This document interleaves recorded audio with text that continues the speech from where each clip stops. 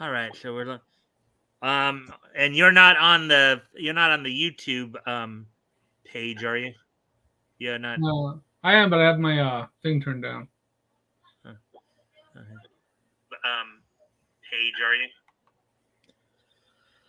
All right, I just muted the YouTube screen, but you were telling me that it said according. I sent Well, you a did screenshot. you look at the what were the videos that I supposedly uploaded? I didn't check. I just let you know that I saw them. It might just simply be the notification. It might be like the half-hour notification and the notification that I went live. That you have no, it literally just says Mike Walters uploaded 3 new videos 16 seconds ago. That's not my channel though. Yeah. Can you check it? Yeah, Can you check those and see what's up with that? yeah, I will do that right now. Let's see. Mike Walters is live. So that's different than what I'm seeing on the app. On the app, it has 51 seconds ago. And look who's joined us now. Hey, RJ. Who? What? Oh, Hey there. how's it going? Yeah. So according to Toys here, he on his phone app, apparently I uploaded 3 videos today, but I don't think I did. So I know I didn't unless he's talking about my live stream because I haven't uploaded videos like No. steady. I sent you a screenshot. Let me check my Oh, yeah. YouTube. I see Mike is live, but I'm not seeing that Mike uploaded anything today at all. Let's go ahead and see what this says. Okay, I'll just ignore it. That's weird. It is. Yeah, I between going live yesterday and going live now, I didn't see any upload notices from the Mikestand at all. You just got that on your phone? So, what does it? Do you have those same notifications on your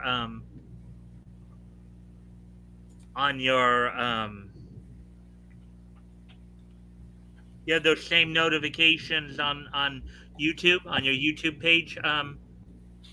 No. Just on the Probably mobile. just like coming into your phone then. Yeah, because I haven't uploaded a video in quite some time. So, Okay.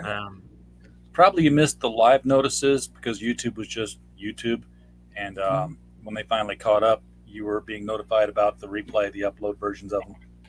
Oh, maybe. that might be it. That's my guess. Given that YouTube was having all kinds of freaky issues this week, I mean they were killing live streams in the middle of broadcasts and stating community concerns. There was no person doing this. It was a robot gone bad. It was just killing everything and saying, community concerns, community concerns. Oh yeah, I remember you were talking about that too, RJ. So yeah. So if you Didn't guys hit us. if you are on the YouTube page, if you guys can help me out by liking and sharing the stream, that would be appreciated. Yeah, so I was going through like CBR and bounding into comments, even your side. There wasn't a whole lot new going on really, and I didn't really feel like there was enough to do like a newscast. So I figured, all right, maybe I'll just try to throw an open stream up together and see what happens. So I sent links out to you guys, a few other people like Doc Blaylock, Chris Tomolovich, Lorenzo, Tug. I was thinking of sending one out to Pops, and I initially was, but then when I eventually sent one out to Chris, I realized, okay, yeah, I probably shouldn't send one to Pops then, because let's not read the room. yeah, exactly. Tug's famous now. Yeah, I heard he's been getting mentioned a lot. He got mentioned all day in court today. Today was Tug Day. Yeah, apparently so, because I did see I I guess Nick Rekieta put up a video about that where, they were like grilling him about, I guess, Johnny Depp's lawyer or Adam Waldman or whoever. Well, that was 2 days ago. And then today there was a different person that they were grilling about having talked with the Umbrella Man, because her lawyer could never get his name correctly, and they had to keep correcting her. And he was just schooling her all day or something like that. Yeah, exactly. Well, I did send a link out, a StreamYard link out to Tug. I would hope he would kind of join us, but one of these days. Yeah, one of these days. Yeah. So, how's your week going so far, guys? It's Tuesday and it feels like Thursday. And also if since you guys are both mods, if you feel like, I know there's other people streaming right now, like I know they're streaming over at Raging 2, whatever, but you already have heard who I've invited thus far. If you guys feel you want to invite anybody else to come in and hang out, send out the StreamYard link, you're more than welcome to. Just again, as RJ put it, read the room though. Just make sure that you're not going to be bringing in like two, clashing people here. So. Well, I'm going to be streaming all day tomorrow. Apparently, starting at noon my time, noon Central, 1 p.m. Eastern. 10 my time. 10 your time, which is Pacific, if you folks in the audience don't know that. I'm going to start at noon with Max DeVille, and we'll be talking about the new Mary machine gun. Then at 1, I'll have John from Beyond, John Hervey, and he'll be talking about the new Magna launch. Mm-hmm. At 2 p.m. my time, my favorite cosplayer, Kara Nicole, will be on here talking about the launch of Fire Bitch number 3. And then at 3 p.m., we'll be talking with Immortal Rising about Immortal Rising. Aaron will be here. Take a dinner break, and at 7, Alan Johnson will be here with Kaiju Mania. So that's my birthday celebration. I'm spending my birthday doing nothing but streaming all day. Yeah. Well, I was thinking if I could have found some time in there for you, maybe I might have came on for an hour or so, and then we could have focused on what happened on your birthday in Niche history. That'd be cool. Yeah, I'm not doing it. I'm not going later than 7 though. 7 your time, which is 5 my time. Yeah, I mean, I know that, but yeah. But then you got your own show to do anyway, so. Yeah, at 6. Yeah, well, but if there was some time earlier in the day. Oh, there. From 3 o'clock your time to 5 o'clock your time is still open. So. All right, so 3 o'clock, and I'm usually doing other stuff at that time too. Exactly, you got to get ready for your stream. Yeah. Yeah. So let's see. What are some of the stuff of interest?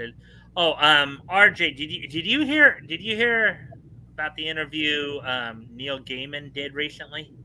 I covered it a few days ago, where he was talking about. Huh? I've seen him show up in a couple of different places, so I'm not sure which specific interview you're talking about here. Okay, so I got this from Bounding into Comics. I was covering it the other day, where he was talking about how Sandman was always woke. Well, as somebody who's read Sandman from first issue to the last issue and read them as they were coming out, I would say that there's an element of what Neil's saying that's true. Well, okay, are we talking about Neil's Sandman, or are you talking about the original Sandman? And hold on a second, RJ, because hey, Leto, long time no see, my old friend. Hey, Leto. Toys reminded me, I got free time. Hello, Mike, Toys, RJ. Leto, if you'd like to join us in the studio, I can either have a toy. I can probably have Toys send you the link, the StreamYard link, if you'd like to join us in here as well and hang out.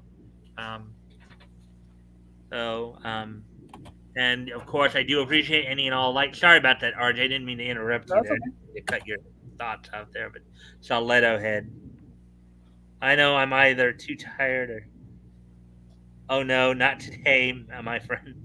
Well, hopefully we'll see you more often soon, my friend. But hopefully stick around. We'll probably be doing, talking about a lot of different stuff today. I don't got my equipment with. Oh, okay. Still in the process of moving. Then I take it. All right. So, anyways, so going back to, I'm sorry, I didn't mean to cut you off mid thought there, RJ. But are you talking about more or less his version of Sandman? Or are you? Well, yeah, and I'm sure that's what he was talking about too. When Neil Gaiman says Sandman was always, he's not thinking to, oh yeah, all the way back to the Kirby Sandman. Yeah, that's not what he's saying at all. But Sandman was always dealing with. I wouldn't say it was woke, because woke has a connotation now that comes with purity tests and virtue signaling and stuff like that. It was dealing with the same people and introducing these avant-garde sort of lifestyles. I mean, he had transsexual characters in there. He had lesbian married couples in there. They were replete throughout the book. It wasn't. But would you say though that when Neil did it, if Neil did it, for his Sandman, would you say he was trying to shove it down everybody's throat and trying to like force them to accept this? Like maybe No. today, like how you see today, how it seems like they're trying to force this stuff down everybody's throat and trying to basically force them to accept it. No, not at all. In fact, he had some interesting storylines in there. Specifically, I want to say it was the Doll's House, but I could be wrong. But they were just characters. He wasn't ever trying to say that this one character was right or this one character was wrong, and he didn't set up those kind of conflicts. Now, he did have a story in there, and I'd love to see somebody find this story because he had at the time the word was transvestites, but basically a transgender woman, a man who was transgendering into female, and there was magic to be done, and the magic required menstrual blood. And the witch, he's like, okay, well, ladies, let's do the magic, and the head witch is like, what do you think you're doing? and she was excluded from the ritual because she was still a man. I'd love to see somebody get a hold of that now and say, oh, look, Neil was turfing us. He's not real women apparently. Follow the magic. Turping? Turf. It's what the transgender people call, and I forget what it stands for. It's they like to call J.K. Rowling a TERF. Yeah, somebody look it up. It's. I'll look it up. I don't mind what my Google history says. TERF is an acronym for Trans Exclusionary Radical Feminist. Trans Exclusionary Random Feminist. Radical feminist. So basically, it's a woman who says you're not a real woman. That's a TERF, TERF. Okay. All right. All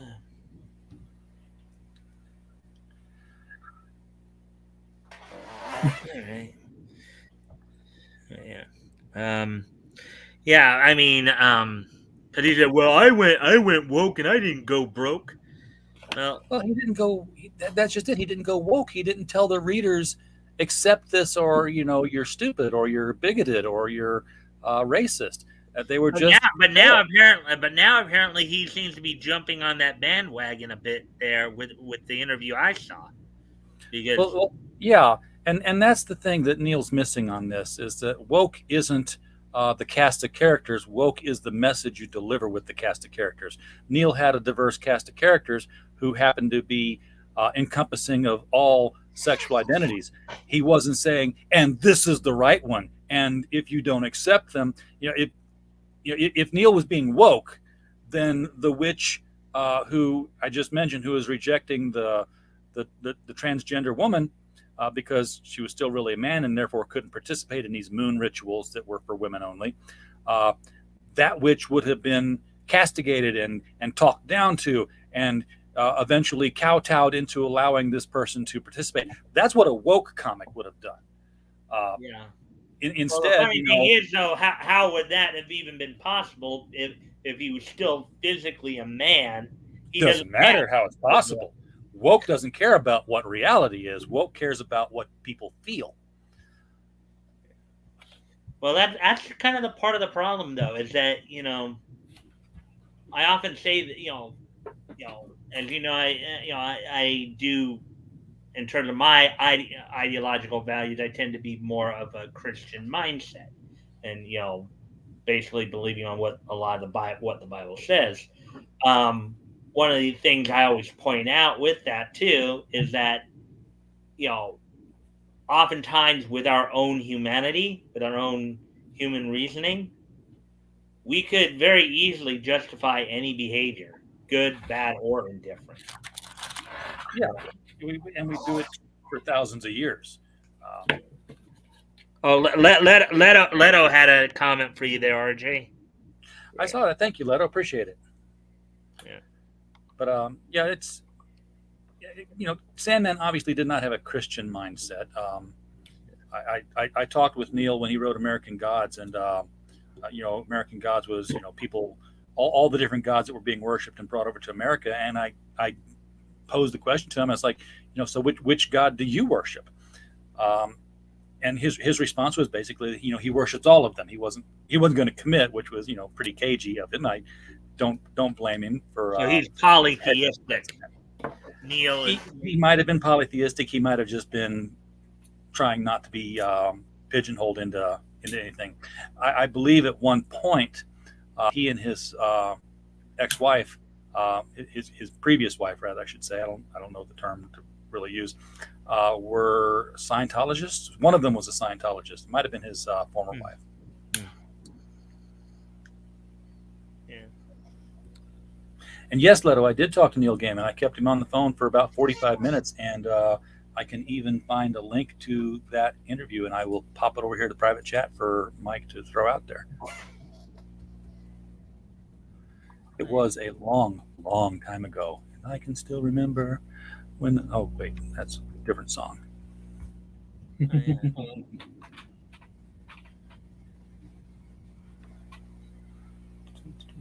There it is. I had to look for where the private chat was on my. Oh, that's right. You don't host these things very often. It's still in the same place as it is when you're a guest. Well, no, because I usually see it. It's not because you got the brand. I got them on the side here, whereas when I'm on your site, they're up top here. Yeah. Yep. Yeah. So, fortunately, it will flag something and let you know that there's one there. And then I guess I can share. I don't know if I can. You should be able to right-click and copy it. Oh, well, I was going to share it is what I was going to do. Yeah, but you have to copy it over first. So you just, well, if you're going to share the screen, that's a different story. Yeah, I was just going to share the screen. Just so everybody could see it. But then I guess if I want to share it to the general chat anyways, I guess what I could do is copy it. I got you covered. Oh, you did? Oh, did you already put it up there? I have done it just now. Sweet. All right. So, all right. And yeah, that's basically what it looks like. And RJ already put the thing up, so I'm going to go ahead and unshare this now. So, let's see. Yeah, so there are, that was one of the stories I covered like the other day, and then another one with a similar situation. I don't know if you'd also heard, but Boom Studios, which has been doing the Power Rangers series, they're now introducing a race of non-binary rangers. A race of, as in aliens? Yeah. Yeah, okay, aliens. That's doable. That's science fiction there. Mm-hmm. Yeah. That can work if they're going that route. Right. Because their new Death Ranger and I guess this latest Power Ranger story that they're doing is from a alien race that's considered non-binary. So. Yeah. Now, of course, that's not the only Power Ranger news that's out there right now. What, from the comic side of it, you mean, or? Well, no, just from the Power Ranger side of it. If we talk about the Red Ranger, Jason Geiger, he was arrested this week for fraud. Well, okay. That one doesn't. I know there was another Jason Red. Oh wait, Jason was that the name of his that the actor's name, or was that the actor? Well, okay, it's the actor and the character. Jason Lawrence Geiger played Jason Lee Scott, the Red Ranger. So if we say Jason, it's both the actor and the character. Now, granted, I watched some of the earlier Power Rangers, but I kind of fell off, I think, after like the second or third season. So I'm only. Well, he's 47 now, so he was probably one of the originals. Yeah. One of the originals. His name, Jason Scott. Well, I remember the Red Ranger. I think, was Austin O'Brien. That's the one I remember. Yeah. Oh, well, here we go. Never mind. If I read the whole paragraph, wow. Okay. Follow the bouncing ball, as the musician used to say. Jason Lawrence Geiger, 47, of McKinney, Texas, is one of 19 defendants named in a federal indictment, the FBI said. Acting under the name Austin St. John, okay, that's Geiger played Jason Lee Scott. So, one guy, three names being thrown around here. So. Wait a minute. So his real name is Jason Geiger, but his stage name is Austin Scott. Was Austin St. John. So Austin St. John played the Red Ranger, whose name was also Jason, and he is being indicted on federal payroll protection fraud, taking advantage of that COVID plan, to the tune of about $3.5 million. Oh, that's yeah. Again, I kind of was into it very early on, but I think after the second, or I don't know if it was second, third, or fourth season, I by the time, basically I had basically stopped watching it by the time Johnny Young Bosch was involved in that. I know some of the guys, some of the stunt players from there went on to do WMAC Masters. Guys like Eric Betts, Bridget Riley, Mike Chattabon. Not only was he a stunt player, he actually was one of the guys in the show for a while there as well. Well, my local comic shop owner, Dave Dyer, up in Belleville, he's going to have some of the Power Rangers in his store coming up here soon. And he told me that we were talking about hotels and putting people up in them. He's like, that's the one I don't have to put them up in a hotel because they travel on the Power Bus. They have a Power Rangers tour bus that takes them from location to location. They just sleep on the bus. Hey, Tori, you've been pretty quiet thus far. Did you want to add anything to this conversation? Oh, my son brought in his glasses. I'm currently fixing them. Okay, you've been quiet for quite a time there. I just wanted to give you a shot to. You wanted to add anything or say anything, in regards to any of this. He's repairing glasses.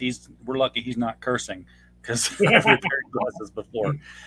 It's like, I can't get the little screwdriver in the little hole. I've been twisting this here for 3 hours. It's completely missing the hinge, so I gotta jerry rig it to stay on. This is where Scotch tape comes into play. I've 1 second. Do I have is my camera on? No. All right. There.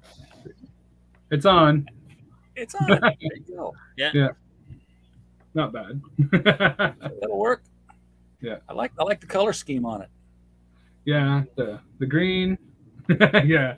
I have to paint it white and black and make it look more like glasses. Oh yeah, hey RJ. The other day I decided to subscribe to Daphne and Nita's channel, Raging 2. Yeah, it's a good channel. Figured I'd start checking them out a little bit more. Even stopped in to say hi yesterday morning for their Raging 2 broadcast. So, and of course I would have invited them in, but I know that Raging 2 has a stream going on right now as well. Yeah, they're doing a show. I've been trying to catch up on my DVD reviews, and of course, the more I write, the more they send. Now I've got this one just arrived today. Well, yeah. Well, when you get those reviews up on your site, I'll be covering them. So that. I got 2 of them up today. I hadn't seen them yet, so maybe got to put them up. That's a good show. It was a good show. Wasn't really thrilled with the last season. No. and it was funny. I was talking with somebody about the show on Twitter, and they're like, "Oh, it was a Vertigo book. That's why it must have been such a good show." I'm like, "Yeah, but it had nothing to do with the book other than the name of the character." Yeah, going back to our Power Rangers conversation here for a moment, Leto had an interesting thing to say there. I'm just happy the Green Power Ranger is staying out of trouble. He's the best Ranger. And we were talking about 3 names, right? Do you remember who the original Green Ranger was? Not a clue. It Tommy. wasn't my show. Jason David Frank. Another 3 name. Another Jason. Yeah, not just another Jason, but another Jason with 3 names. Yep. Oh. Well, the Pink Rangers never seem to do anything after the shows. They keep their nose clean. Well, yeah. Well, the one I know, Amy Jo Johnson. Yeah, I think she'll still pop up on. She'll. You may see her in something here and there. Nothing controversial, obviously, but just her. She gets work now and again. The only thing is, if you guys remember, I don't know if you guys remember Trini Tran, or yeah, she died. Yeah, she passed away back there in the I think late 90s. And in fact, she it's kind of funny because after doing I think her real name was Retran or something like that. But after doing Power Rangers, she was also in The Crow. I thought she died during the Power Rangers. Like, that's why she's not in the second. Was it second or third season? Yeah, she died early in the 90s. Yeah. Fun fact: she was a Scientologist. A lot of them in Hollywood. Yeah. So, question, guys. Here's an original. Okay. All right. Maybe I can get that a little bit closer. There we go. There's an original. Yep. Now, here's one I made.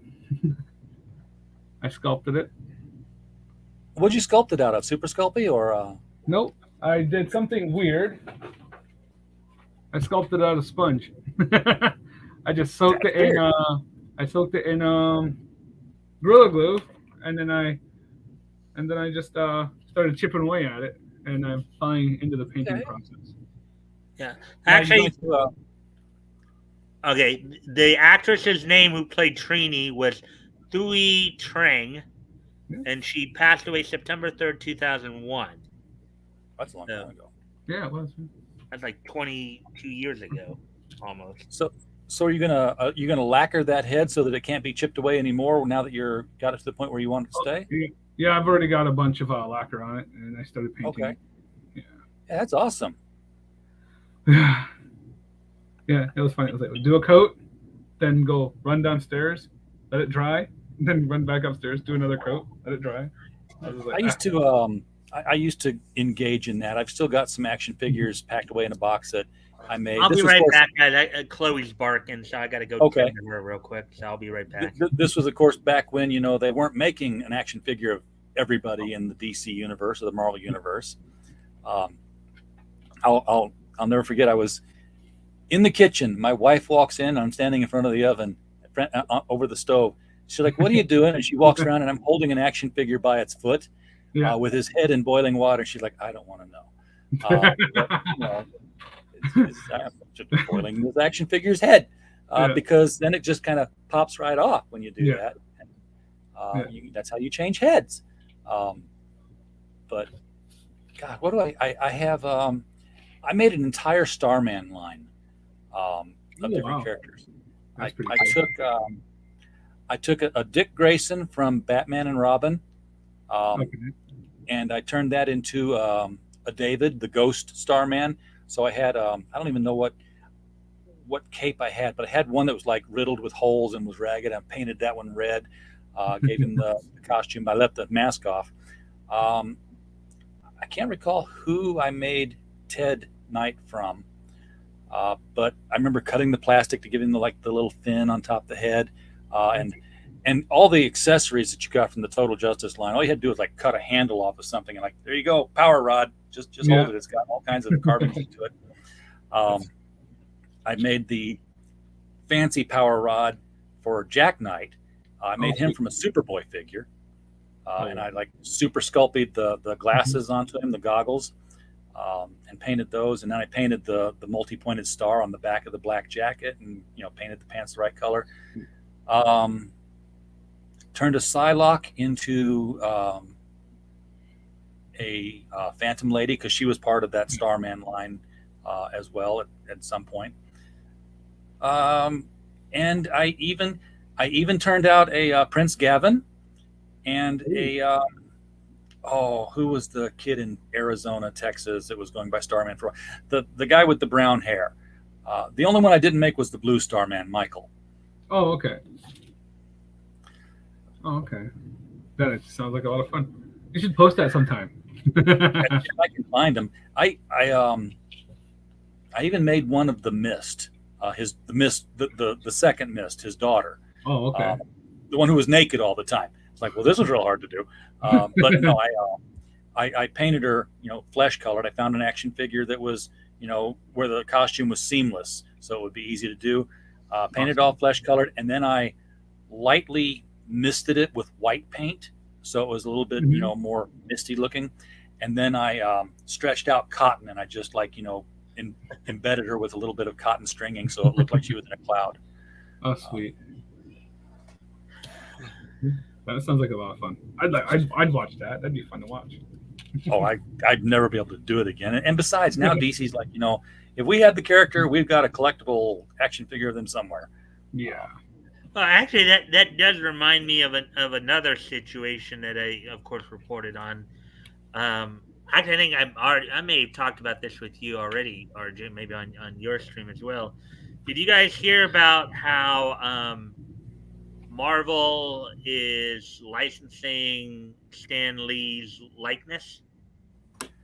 Yes. Yeah, they purchased I talked to you about that already, didn't I? Yeah. It was a news story there. They're going to have him in the movies, doing cameos, digitally embedded. I mean, if Marvel's going to do anything with Stan Lee, what I wish they would do, a Marvel Legends action figure. That would be cool. Well, he not only he's made a few appearances in some of the previous animated series. I remember he was in the finale in the 90s Spider-Man animated series. Oh yeah, and he was always narrating. I remember his narration from Spider-Man and His Amazing Friends. Yeah, he did that. He did the Hulk. He did She-Hulk. He did the Fantastic Four. I don't know that he did X-Men. I don't recall there being narration. He didn't. I don't think he did X-Men, because X-Men was done. If you're talking about the one from the 90s, that one was done up in Canada. That wasn't done down in L.A. That was done up in Canada because you had Cedric Smith, you had Catherine Disher, you had Cal Dodd,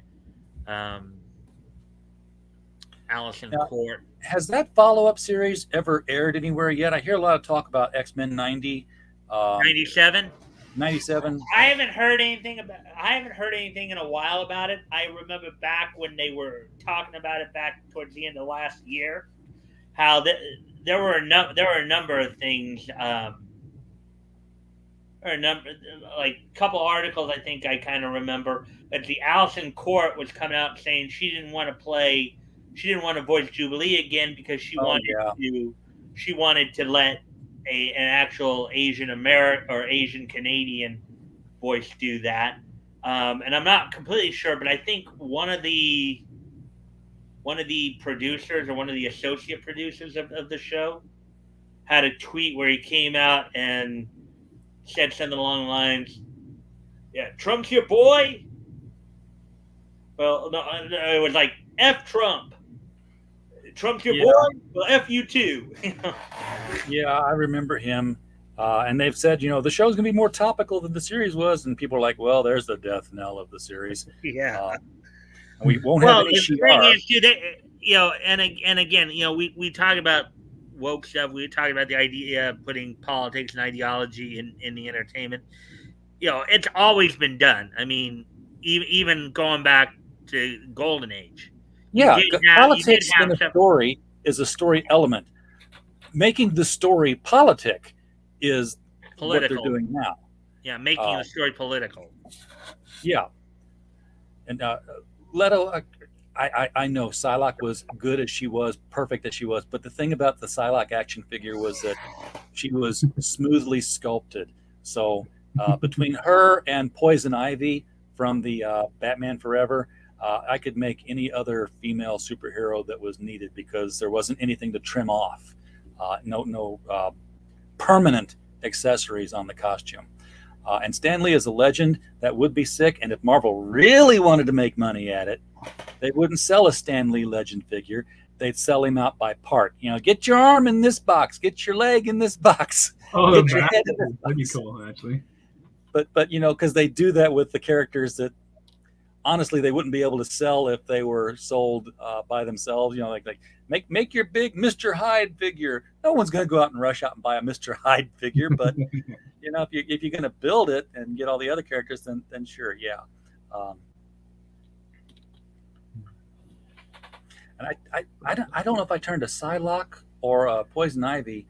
I was always shopping the paint aisle, and actually you're probably there as well. The little bottles of apple barrel paint, and they had black glitter paint. I'm like, oh, I know what I'm doing with that. And I turned out a Troya from the new Teen Titans. She's got the whole body glitter thing, and any of the accoutrement I could put on her. So there was that. That was fun.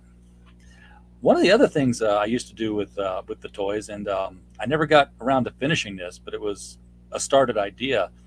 Remember when they did the Total Justice figures? They were like these really stylized Justice League versions around, what was 2005 maybe? I can't recall.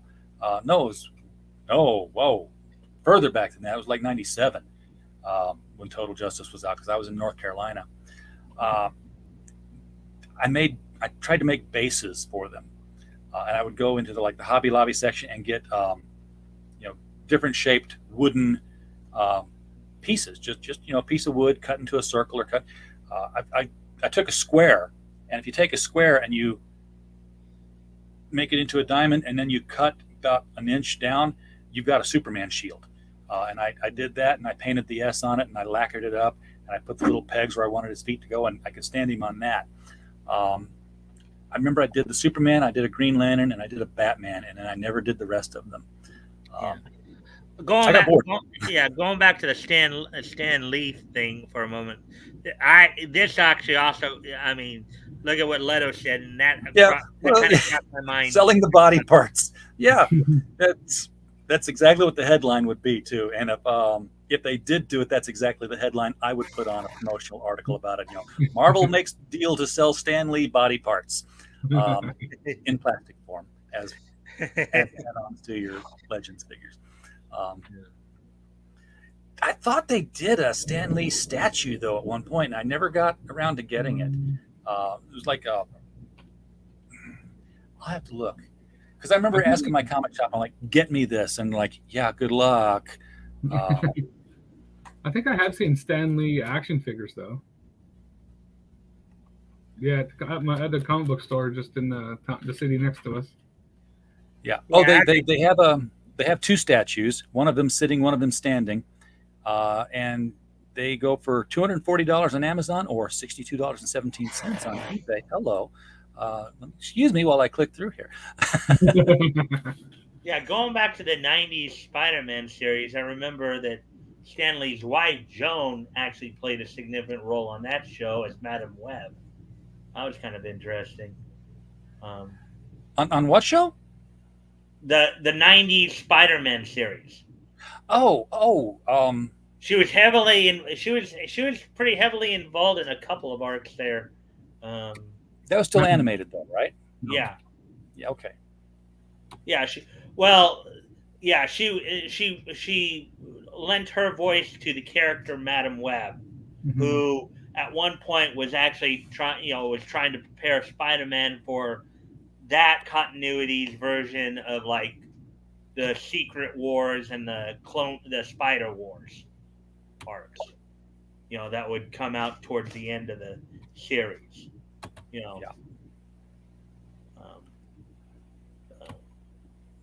So there's a Stan Lee statue on eBay, $62.17 each. They have multiples, but it looks to me like it's a model, because I got two pictures of it. One is and one of those pictures is all white. Everything is white, the whole picture, and it looks like it's got a removable head or an interchangeable head. So this would be something to get and paint. That's why it's $62.17.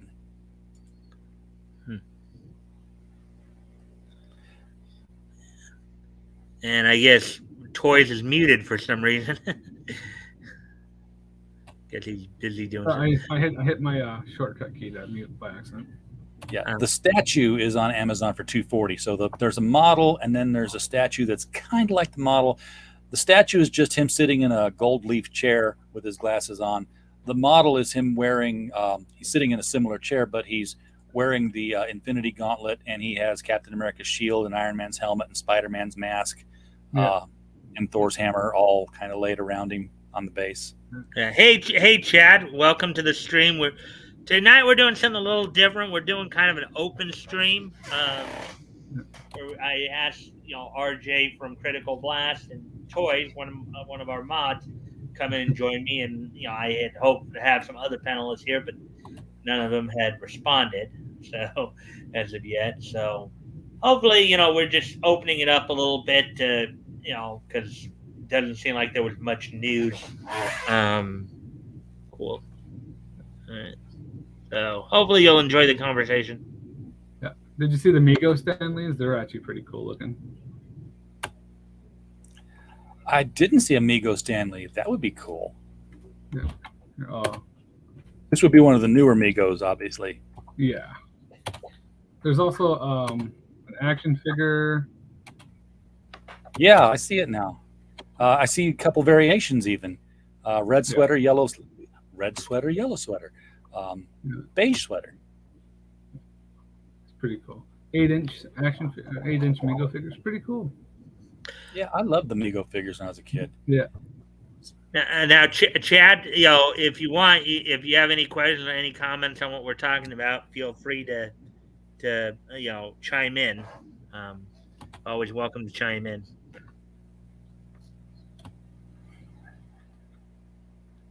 Did you share?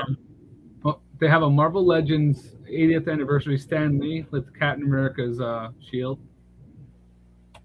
So they did do a Legends. Yeah.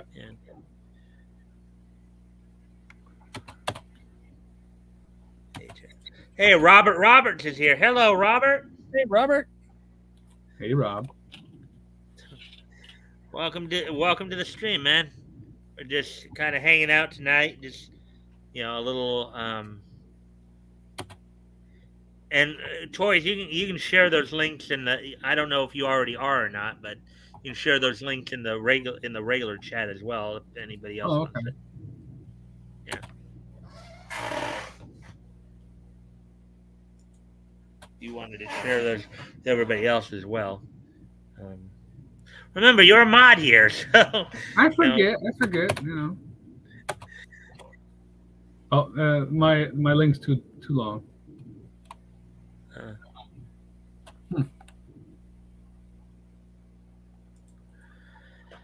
Yeah. So let's see. Anything else going on that you guys? Oh wait. Let me. I just remembered. I wanted the things you're reviewing right now. RJ, are they like comics? Are they TV shows? Are they live action TV shows? Animated TV shows? Yes. The answer to all of that is yes. They're animated. So you probably just put them up now. Then okay. Well, we don't have anything animated right now. No, the ones that went up today were both movies. We put up Uncharted and we put up Infinite. Coincidentally enough, both of them starring Mark Wahlberg. I'm sorry. Robert had said something here that I think. Are you guys following Ethan Van Sciver's adventure making Cyber Frog toys? Not really. Yeah, I wasn't really aware of that either. Me either. Then I'm aware that he's making them. I know he's gone through stuff to get them made, but I haven't been following it closely. You guys heard about Austin St. John, the Red Power Ranger, in jail facing 20 years? Yeah. Where were you an hour ago, man? About that a little while ago. We were actually talking about that earlier. RJ had brought that to my attention. I had not actually heard about it, but we were talking about it as we were talking about some other news too. That if you remember when I covered one of the other Power Ranger story with the new Boom Studios comic that was coming out, where they're introducing non-binary Death Ranger.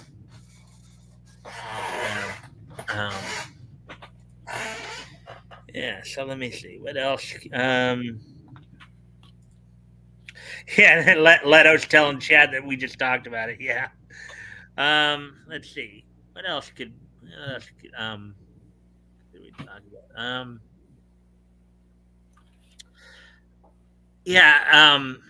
Hey, Toys, have you ever watched Master Keaton before? I suck with names. Master Keaton. Master Keaton.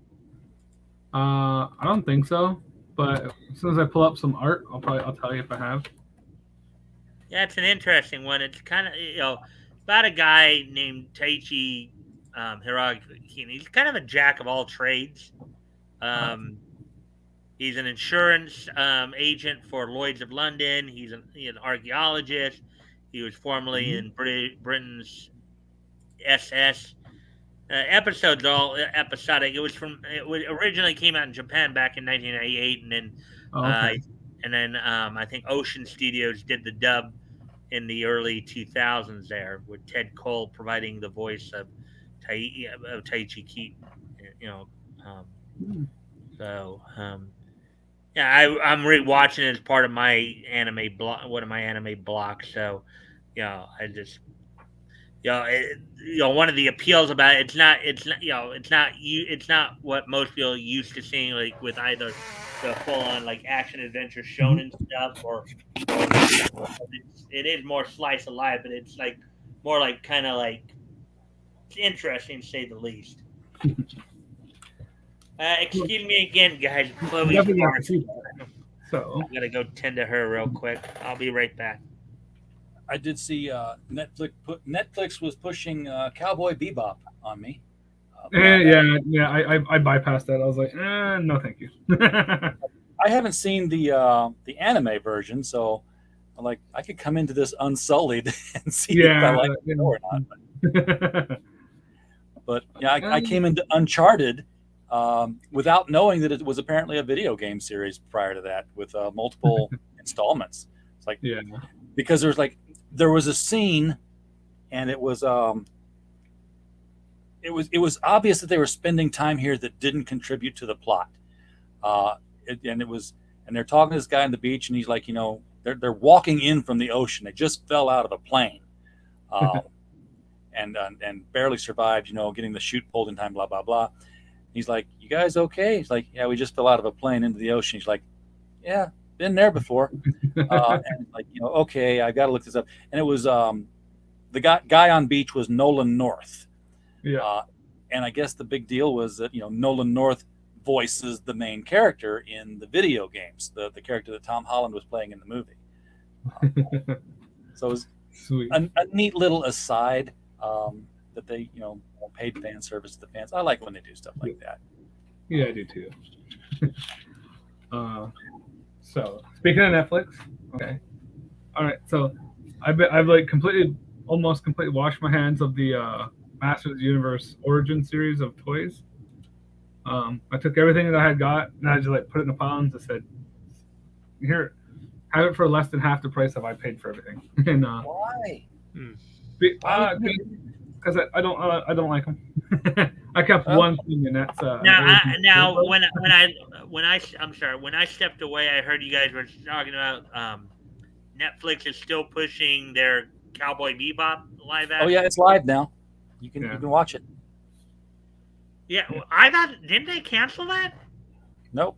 Well, they might have canceled it, but it just went live on the show, so it might not have gotten a second season renewal, but what they had done is going to be airing. A lot of things get canceled season one. I'm like, I actually liked these things. Jupiter's Legacy, for one thing, the Mark Miller series, superheroes. I like that. It was slow as hell getting started, and this whole back and forth they were doing is like, present flashback, present flashback. I'm like, flashbacks have no tension to them, because unless you see hero, and some guy you don't know, that nobody's going to die unless it's guy you don't know. Well, I remember distinctly the whole thing with Danielle Pineda coming out and complaining about, "Oh, you guys don't like me because I'm not the whatever she thought the stereotypical beautiful woman was, or whatever." Yes. And if you remember, because we saw that one picture that showed her on all fours, right? Yeah. Remember how I came up with that little nickname for her? I do. Yeah, she was not averse to posing. And it wasn't she wasn't attractive, it was that they costumed her differently. They costumed her in a way that did not represent the character on cartoons. Because let's face it, characters on cartoons, even Clark Kent and Lois Lane, never changed their clothes. You never saw them change their clothes on. Well, for the most part, I think most of the cartoons I've seen, you've never actually seen them change clothes on screen. No, it's but usually done off screen. It's like. But if you see Lois in one episode of Superman cartoons, and you see her in two more, she's going to be wearing the same button up the front dress, the same pillbox hat, because that's the writer's animator style guide for what the character looks like. They don't say, here's her summer wardrobe, and here's her fall wardrobe, and here's their beach wear. It's always going to be. I get what you're saying now, yeah. So, when you have an anime, they pretty much don't change their clothes there either, especially, these princesses. Well, it depends on which anime you watch, because actually most anime, they do. Well, okay, a lot of the slice of life anime, they do actually change their clothes.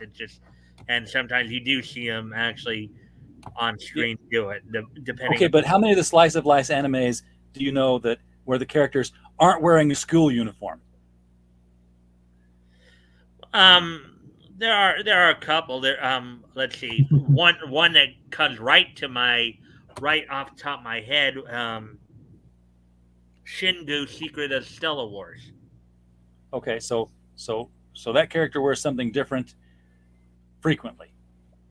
Well, no, okay. They don't wear school uniforms. That's the point I was making there. But yeah, Okay. they do have like basically what looks like the same wardrobe a lot of the times. Yeah, I get what you're saying. Yeah, and you know that's what the viewer cues in on. Granted, you know this character for Cowboy Bebop probably has a whole closet, but all we ever see her in is the Daisy Dukes and the yellow tight shirt.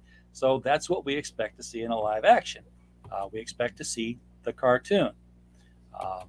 And when we see two-dimensional endless death drawn over 70 plus issues, always wearing a black spaghetti top, tight black jeans, long black hair, and pale white face, that's what we expect to see when you do a movie of the character. And you know they just never learn their lesson. They're like, we're going to cast against type, and then we're going to blame the fan for reacting badly to it. Yeah, it's kind of funny too, particularly with Faye's situation there too, because they feel like it's disrespecting women for her to be a femme fatale. But even as a femme fatale, she was a pretty strong character. You know, you know, it's almost like they're saying that, oh, if a woman is using her femininity, her sexuality to get over, oh, that's a bad thing. No, it works. Yeah, exactly. It works. So why not? It works. And for gosh sakes, don't sit there and complain about what a woman looks like in a comic book and complain about sexism, and then say, "Oh my God, did you see Nightwing's butt?" Because yeah. Well, yeah. I mean, because that's happening too. Well, yeah. I know that's something I know Yellow Flash has talked a little bit about too. It's like, particularly when we're talking about like you look at the whole thing surrounding John Kent, right? Oh well, that's different. Well, what they're saying is that they're saying that he's bi, but not really. They're pushing him more. They're writing him more, pushing him more as as being gay or being homosexual male. Well, of course, that was always the plan. When they call him bi, that's basically all that is a back door in case they have to backpedal. Mm-hmm. And have to show. Well, the thing is, if they hope for him to be able to procreate, they're going to need to backpedal because you can't procreate with two of the same gender. Okay. Nothing says Clark and Lois can't have another kid. They're still vital and young. And let's remember, John Kent is 20 years old because they went through a lot of cheats to get him there. So he should technically still be a 10-year-old kid. So it's not like Clark and Lois are really old simply because their kid is 20. Yeah. Well, and you think about it, probably due in part to his Kryptonian DNA's reaction to Earth's yellow sun.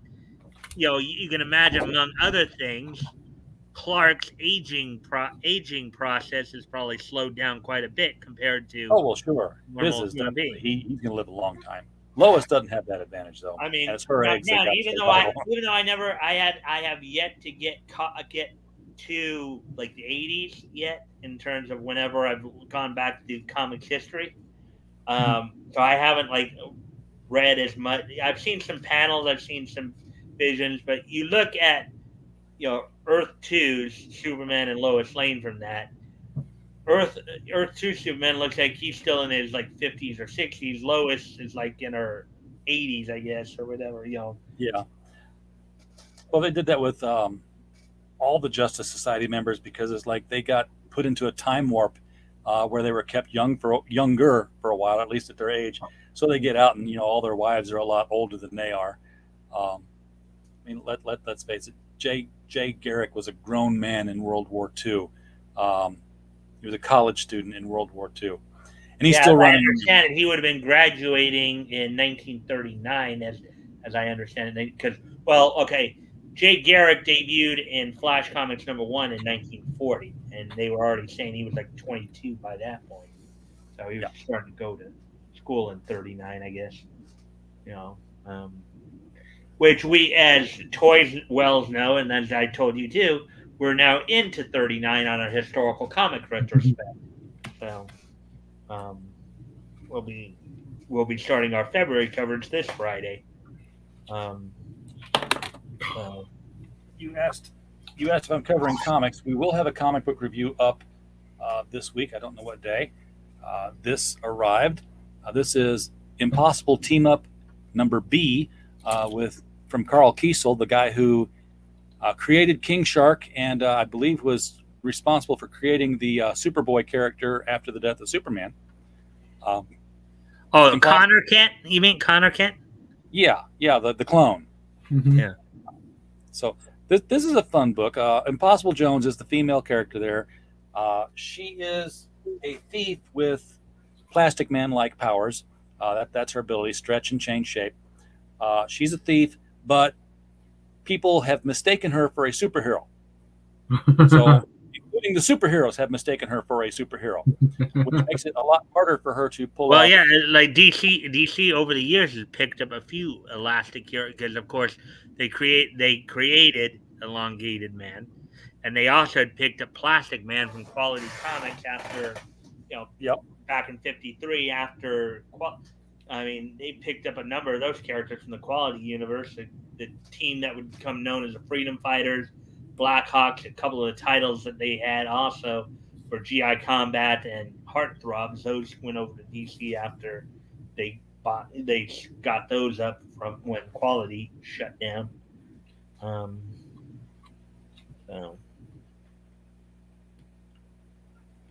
like the Freedom Fighters. Very interesting. And you had Dollman there, who was basically the Atom before anybody even thought about the Atom. Yeah, he didn't get down to atomic size. He just shrunk down to like 6 inches. Right. And then Black Condor, Cold Water, Human Cold Bomb, Water. The Ray, Phantom Lady, Neon the Unknown, Red Bee, Midnight Dave Clark, Manhunter Dan Richards. So, they had a lot of characters they got over there from them. I wonder if they've retained the license on all of them, because I think some of them have gone into public domain. Ooh. Well, we do know that the clock is public domain. Oh yeah. Nobody wanted the clock. Well, he was just basically a normal mass vigilante. He wasn't. Yeah, with no clock theme. He didn't even put a clock on his mask. All he did was go around and clock people in the jaw.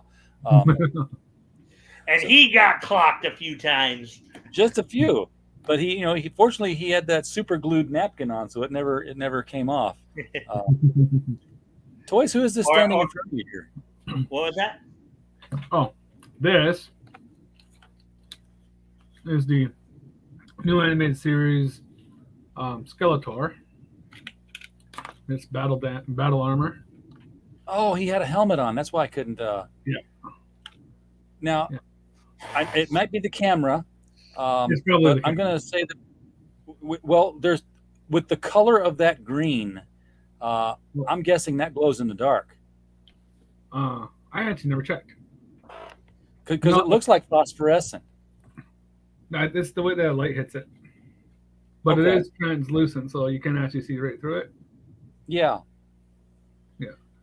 But now that you mention it, man, they really missed out when they didn't do that. Yeah, you put that all on him and then turn the lights out. She's going to freak people out. Yeah. They do sell phosphorescent paint in those little jars. It's hard to find, but I have painted things that glowed in the dark afterwards. There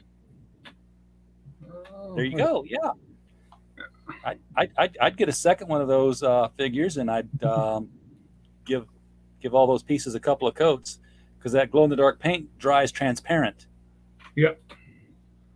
Yeah, this is my glow in the dark mica powder. Yeah, Chad's asking the Kevin Smith series about something there. Oh, the Kevin Smith Masters of the Universe. That was much derided in the first half. Not so much watched in the second half when it finally came back. It didn't quite go the direction that it could have gone with, like the complete annihilation of He-Man and Teela replacing him, but it did elevate Teela by the end of the series. She became the new sorceress. So, well, that was always yeah, the card. That, I mean, you go back to Filmations. Mhm. They had kind of hinted at that too. I mean, that one episode where Teela went to see the Oracle, where um, they did kind of hint at that. Yeah, she was destined to become the sorceress's replacement. So, yeah, because of course she was her daughter. So, yeah. Overall, if you didn't stick with, like, if you watch it from beginning to end and not that middle season break where He-Man comes back from heaven, and if he dies now, he dies for good and can't go back to heaven anymore. And first thing that happens is a sword gets thrust through his body. That's where the series ended until the second part came out. That pissed a lot of people off because they're like, oh yeah, Kevin Smith has truly decided to kill off He-Man so he can have Teela. Oh yeah, that actually reminds me of another situation that happened back in the '80s of the Transformers cartoon, where there was a huge backlash when they killed off Optimus Prime in Transformers the movie. There was a huge backlash against that. A lot of people were very upset that they did that. Now I think I had actually commented on it before, that I think a lot of the reason why a lot of people were upset, if you think about it, the way that they portrayed Optimus in that series, not just in terms of how he related to his troops, his Autobots, how he related to the humans. He, particularly the younger humans like Spike and and maybe to a lesser degree later Daniel in the later seasons. He was kind of like a father figure to a lot of them. Yeah, just as Alpha Trion was a father figure to him. And I think the idea of having this good father figure, killed off in such a way, and you saw in that movie also where Megatron was severely damaged, reformatted into Galvatron in there too. Had that one classic, probably one of the most classic exchanges in animated movie history between Optimus and Megatron, voiced by Peter Cullen and Frank Welker, respectively. One shall stand, one shall fall. Why throw your life away, Prime? You should be asking yourself the same question, Megatron. I don't know if I got it exactly right there, but that's pretty much, I just watched the movie the other day, so. I haven't seen it in forever. Chad, you're talking about the Masters of the Universe series, not He-Man in the Masters of the Universe, just the Masters of the Universe. In retrospect, iffy as bad as people were saying. There were definitely elements to it. They killed Adam off early, and the whole thing that drove the plot was that Teela got angry that she was the only one who didn't know that Adam was He-Man. Well, she wasn't the only one, but that her father knew and that Orko knew, and that she was supposed to be his best friend, and he hadn't told her. So when she found out that Adam was He-Man and they were both gone, she resigned her position angrily in the court and went off on her own adventures. And then the series was her own adventures. She paired up with another female warrior and took a quest from Evil Lynn, of all people, who was a Me Too victim. She was Evil Lynn, and Skeletor was just awful to her, and that's why she was an evil person, because Skeletor spurned her, and Skeletor was an incel because he near the end of the series, when he takes the power that would have gone to He-Man, it's the beginning of the second series. he makes a statement that says, because no woman would have me as a man, I shall become a god. And it's like, oh, you couldn't get laid because you have a skull face, so that's what's driven you to seek power. We know where this comes from. Well, considering how of course they would have never done this on the original cartoon back in the 80s, but considering how evil Skeletor is, he could probably, if we really were to take it to the nth degree, he probably could have done some pretty horrific things today. But again, as we said, it was an 80s cartoon. It was directed towards children, and you just couldn't do that. So. Yeah, and if he's going to say here in the new series, because no woman would have me as a man, I'm sorry, you and Lynn have a child. Yeah.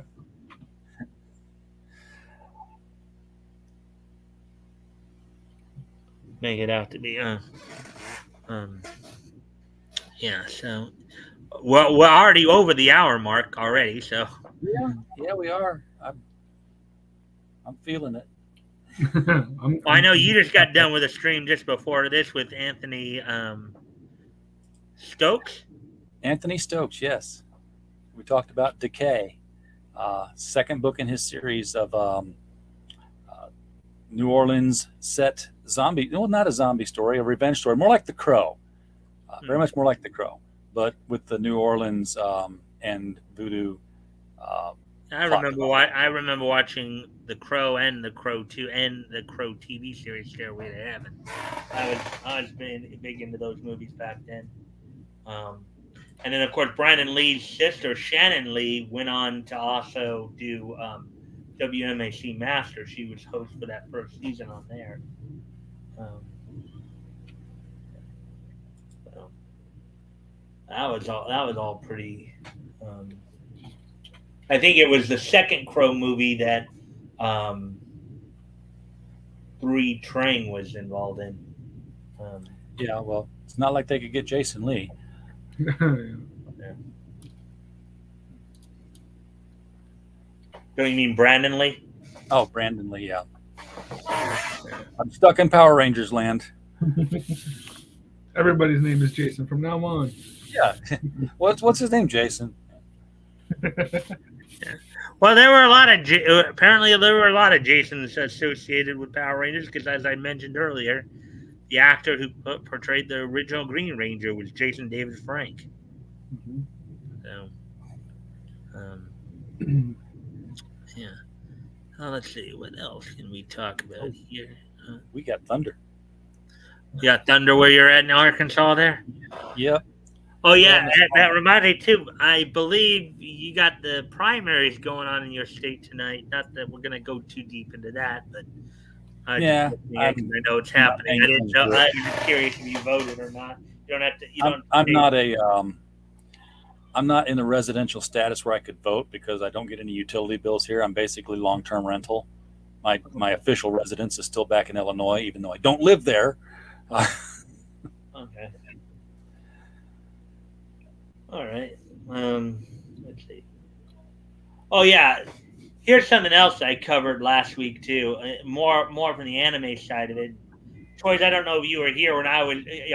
I ended up going 2.5 hours because I was basically on this one story where they were talking about the 10 worst characters in Naruto, and I was just all over it because of like this writer Brooke Thomas she wrote the 10 worst characters of Naruto and the 10 best characters, and as I'm reading these articles, I'm realizing, okay, she should have said the most hated characters and the most loved characters, because her reasoning seemed to be more arguing why these characters, because they weren't bad characters, they weren't even badly written. Like a lot, particularly in the worst characters list, the characters actually accomplished what they were supposed to do. Some of them they were saying were the worst characters, like Orochimaru, who was a very nasty bad guy. And one of the points I kept bringing up was, well, if you've got obviously in an action adventure series, you need to have a strong antagonist. And if your visceral reaction to that strong antagonist is you want to jump through that screen and get your hands around their throat and start, throttling them, then that character, they're not a bad character, they're not a worse character, they did their job. And I was like all over that, and I was thinking, yeah, you should have said the 10 most hated characters, 10 most loved characters, because that's basically how she was writing it. It's like I was like, yeah, your word usage was a little wrong here, little girl. It's like, yeah, it amazes me sometimes how people can misuse words. But then I've done it too before, so I mean, I guess, yeah. So. Okay. Well, Mike, it's almost 10:30 here at night. I've got to go to bed for work tomorrow. Yeah.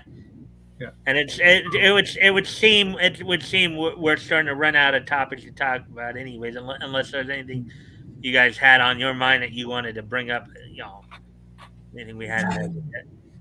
I got nothing. Oh, toys! How is Jeremiah doing? Oh, Jeremiah, yeah, he's doing good. Yeah, he's like, Dad, can I say hi to Mike Walters? And I was like, yeah, you can. And then he come in and he didn't say anything. He just walked out after handing me his glasses that he broke for the umpteenth time. Is he walking better now after what happened? That was Lazarus that broke his foot. Oh, Lazarus. Yeah. I'm sorry. How's Lazarus doing? That's the one I was. He's good. He's running around, having fun, making my life tedious. But RJ, you've had kids yourself. Don't they usually do that to you when they're young like that? Oh yes. Yeah. Yes. Mine was 8 years old and we were getting ready to leave. I'd just come home from work and he was out on his little kick scooter, and I was like, you're not supposed to have it out right now. Go put that away. So he's walking it into the garage, walking the scooter, not on it, standing beside it, walking the scooter. Trips on the edge of the sidewalk. Ooh. Goes face down, bounces right back up, says, I'm okay. I'm like, was he bleeding or anything? You're not. You're not. Let's go inside. And I was was he bleeding? Was he bleeding? Little bit, from where the teeth used to be. Yeah. And it's not like he knocked them out. He smiled into the sidewalk. He powdered his 2 adult front teeth to like just nubs. So they had to do 2 different sessions on him where in fact, he probably got to go back sometime really soon now because he's 14 now. But they built clay teeth onto them. Yeah. And they were never the same color as the rest of his teeth. No. We're like, you gotta go brush your teeth again, gotta go brush your teeth again, because they absorb color. But when he's 14 or so, he's supposed to get them pulled out and get them replaced with, the larger version of the teeth. And I'm assuming that, at some point they won't be clay, but they'll be something harder. Maybe they'll even just pull them out and implant straight up in there, which would be what I would recommend. So, cool little thing that I got at the comic book store was Amigo Rocketeer. Yeah. I was like, sweet. Pulled them out. I was like, oh. I'm supposed to do a review on this, but I still haven't gotten to that point yet. I don't know if I want to open it yet. It's because of the Rocketeer that everybody knows and loves Betty Page. Yeah. Before you go, Action, because I know you're getting ready to head out because it's pretty late where you're at. Are there any animes that you've been watching lately? No, but I've been waiting for Demon Lord Retry Season 2 to come out. I really fell in love with that anime just because it's still an isekai, but you know what? It's actually fun. It doesn't take itself super serious. It's actually pretty good. I like it. That's all I'm gonna say. Yeah, the isekai genre is really becoming big. I mean, we've been, I've been doing stories on those. Yeah. Well, if you look at it, isekais have gotten very popular around the same time. Certain industries started to ruin escapism. So, and comics. with that, I'm not saying anything. I'm just saying that there's that certain industries, started ruining everyone's escapism, and anime, especially isekais, are giving people a way to escape into a cool little fantasy world, and they put themselves in the shoes of the character. It's really nice. Yep. All right. I'm still trying to finish up Sword Art Online. So. Oh yeah, it's gonna go, and it's gonna have another season after the last one I watched. I was like, oh my gosh, I'm so tired. I don't know if I can watch this show again. I'm in the middle of the second season, and I'm like, it's not the I know I'm in the middle of what they call the second season. I feel like I'm at the beginning of the fourth season because that wrapped up, and we're still in season 2. You're going somewhere else. Yeah. Yeah. Well, as I've been reporting on recently, I know they've done a reboot of Yorosei Yatsura, which originally came out back in the 80s. In English, it was known as Lum the Invader Girl. The only thing is, when they dubbed it, they didn't dub the entire, because it ran, like in Japan, it ran for like five years. It ran from 81 to 86. And then and then in the 90s, I think they dubbed it and they changed the name to Lum the Invader Girl, where, it was one of those things where it was a popular one. It was popular among the tape traders, at the time, from what I've heard of it. I mean, and I know Studio Pero was one of the studios that did it. I've wanted to see it, but I can't seem to find any of the original dub there, but not on any of the sources I use. So, yeah. All right, guys, I'm gonna head out now. I'm tired. All right, I'm done for the night. I got a lot of streaming to do tomorrow. So, well, okay. Well, I guess we can wrap up then.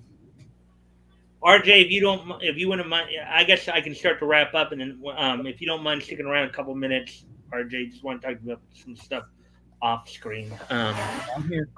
But I'll go ahead then and wrap up here because we're almost an hour and a half. So that was still a pretty good stream.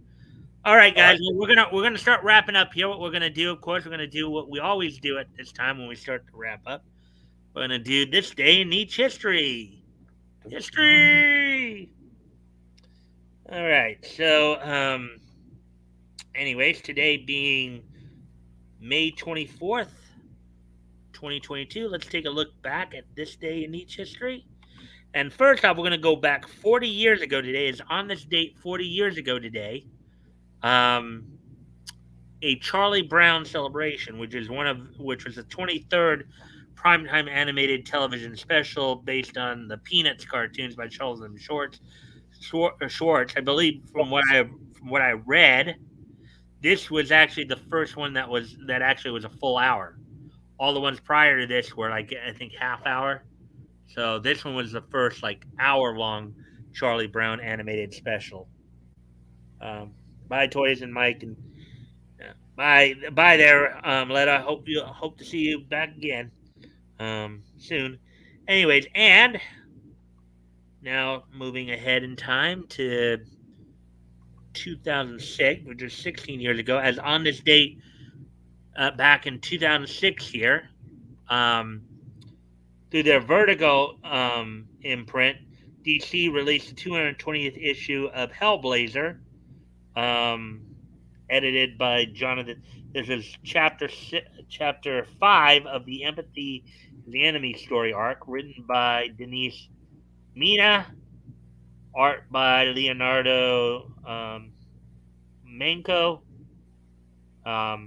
Jared K. Fletcher did the lettering, and then Lee Lowridge did the coloring. Any of these people sound familiar to you, RJ? I know Lee Luffridge. Yeah, she's a great colorist. Yeah. It's pronounced Luffridge. Okay. All right, guys. Well, anyways, I thank everybody for being here tonight. I know we're probably going a little short, but that's okay. We still, I think, had a good time tonight. You have a good time hanging out, RJ? I did. It was fun. I love the open topic stuff. Yeah,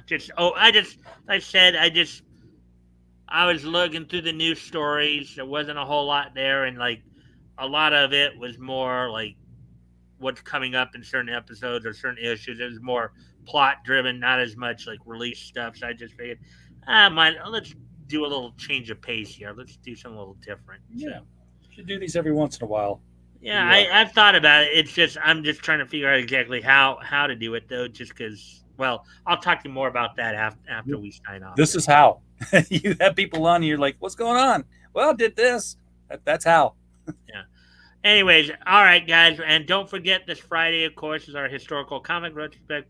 Backo and I will be, we'll be starting February 1939 with looking through DC stuff. So and hopefully I'll see everybody back here tomorrow. So bye.